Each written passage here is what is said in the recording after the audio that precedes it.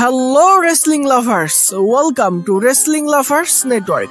শেষ হয়েছে আজকের মানডে নাইট র। আর বেসিক্যালি আজকের মানডে নাইট র এর মেইন ইভেন্টে আমরা দ্য উসোস এবং দ্য ভিশনের মধ্যে একটা ট্যাগ টিম ম্যাচ দেখতে পাচ্ছিলাম। তবে এটা কিন্তু নর্মাল কোনো ট্যাগ টিম ম্যাচ ছিল না, এটা ছিল একটা টর্নেডো ট্যাগ টিম ম্যাচ। তো ম্যাচটা ভালো ছিল, দুই পক্ষই এই ম্যাচের মধ্যে ভালো লড়াই করেছে। তবে দ্য ভিশন কিন্তু একটু এগিয়ে ছিল, তারা কিন্তু এই ম্যাচের মধ্যে একটু বেশি ডমিনেট করেছে। এটা একটা টর্নেডো ট্যাগ টিম ম্যাচ হওয়া সত্ত্বেও এই ম্যাচের মধ্যে কিন্তু আমরা সেরকম ওয়েপেন্স এর কোনো ব্যবহার দেখতে পাইনি। এই ম্যাচের মধ্যে টেবিল চেয়ার এ ধরনের কোনো ওয়েপেন্স কিন্তু আমরা সেরকম কোনো ইউজ দেখতে পাইনি। তবে নর্মাল একটা ট্যাগ টিম ম্যাচ হলে যেরকম হয়, তো সেরকম রেসলিং কোয়ালিটি কিন্তু এই ম্যাচের মধ্যে ছিল। এই ম্যাচের মধ্যে আমরা super kick, someone drop, dead volley driver, এমনকি এই ম্যাচের মধ্যে আমরা স্পিয়ারও দেখতে পেয়েছি। তো দ্য ভিশন কিন্তু উসোসের উপরে ডমিনেট করতেছিল এবং মনে হচ্ছিল দ্য ভিশন এবার দ্য উসোসকে হারিয়ে দিবে।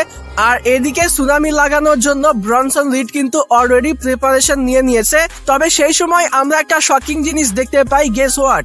সেই সময় আমরা দেখতে পাই tribal chief the OTC Roman রেঞ্জের return with a steel chair. আর রোমান রেইন্স আজকের মানডে নাইট রতে রিটার্ন করে স্টিল চেয়ার দিয়ে ব্রনসন রিড এবং ব্রন বেকারকে মারার কারণে দা উসোস একটা অ্যাডভান্টেজ পেয়ে যায় এবং তারা একটা ডাবল উসোস ফ্ল্যাশ লাগিয়ে তারা কিন্তু এই ম্যাচটা জিতে যায়। আর যেহেতু এটা একটা টর্নেডো ট্যাগ টিম ম্যাচ ছিল, এই ম্যাচের মধ্যে রোমান রেইন্সের রিটার্ন এবং স্টিল চেয়ার দিয়ে ব্রনসনের উপরে অ্যাটাক কোনো প্রভাবই কিন্তু ফেলে না।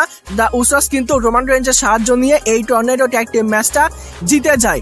তবে এই ম্যাচটা শেষ হয়ে যাওয়ার পরেও কিন্তু একটা জিনিস আমরা দেখতে পাই, যেটাও কিন্তু ভাববার বিষয়। তো বিষয়টা হলো ম্যাচ শেষ হয়ে যাওয়ার পরে রোমান রেইন্স কিন্তু জেউসোকে অনেক কথাই বলে, জেউসোর সঙ্গে বারবার সে হাত মিলাচ্ছিল, হাত করতেছিল। তবে জিমি উসোর সঙ্গে কিন্তু রোমান রেইন্স একবারও হাতও মিলায় না এবং তাকে কিন্তু হাগও করে না। মানে এখানে জিমি উসোকে কিন্তু রোমান রেইন্স সেরকম কোনো পাত্তা দিচ্ছিল না। তো এখানে কিন্তু দুইটা বিষয় হতে পারে।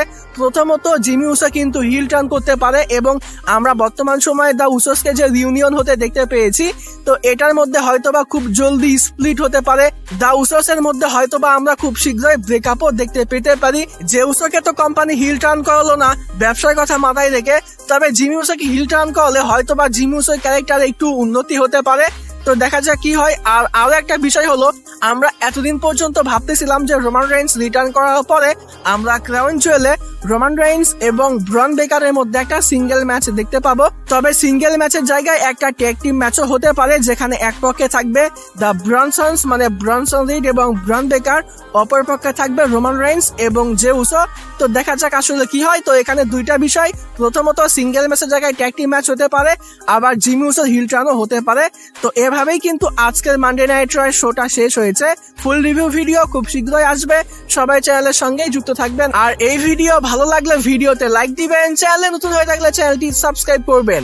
এখনকার মতো এখানেই বিদায় নিচ্ছি। যাবার আগে একটি কথাই বলতে চাই, যদি রেসলিং ভালোবাসো তাহলে আমরা সবাই এক টিম।